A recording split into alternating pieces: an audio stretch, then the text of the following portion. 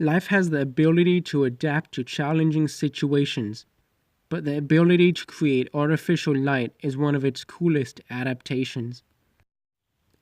The first recorded notice of bioluminescence was made by Aristotle when he noticed that dead fish and flesh had a slight glow, but it wasn't until the late 19th century that the cause of bioluminescence was known.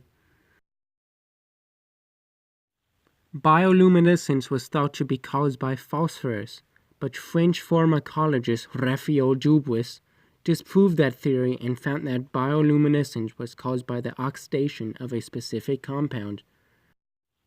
Raphael named his newly discovered compound Luciferin after the Latin root word Lucifer, meaning light bringer.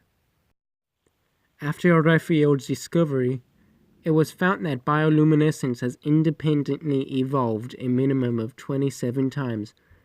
As a result, luciferin is not a single compound, but instead a small group of compounds.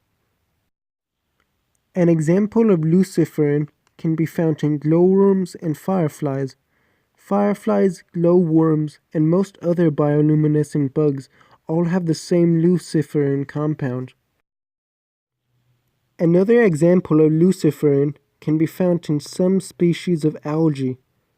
Glowing algae is responsible for the glowing blue waves that can be found in all the 7 seas. Algae glows as an act of defense against predators. At first, it may seem counterintuitive to glow in an attempt to avoid predators, but fish that eat the glowing algae tend to have thin skin. Their thin skin allows the glowing algae to glow through their stomach if eaten, and attract predators of the fish. Some fish have a way to combat algae's strange defense by having a black lining around their stomach preventing the algae's light from signaling predators. Another interesting fact about algae luciferin is that it is similar in appearance to chlorophyll found in many plants. Chemical luciferin also exists in snails, just like Gary from SpongeBob, except he doesn't glow. The purpose of this is still unknown, but some speculate it has something to do with communication, but most experts say it is a defense strategy. The light may scare off some predators, but it also may attract some too. The light still defends the snail though because it attracts the predators of the predators, saving the snail in the process. These snails actually glow from the inside of their shell. The light they produce can last 1/50th of a second to a few seconds. The shell also amplifies the small amount of light this snail makes. Most people, when they think of bacteria, usually think of bad thoughts.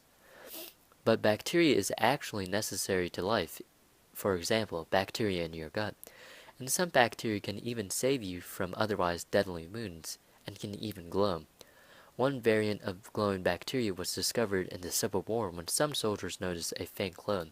This mysterious glow was called angel glow because it saved their lives.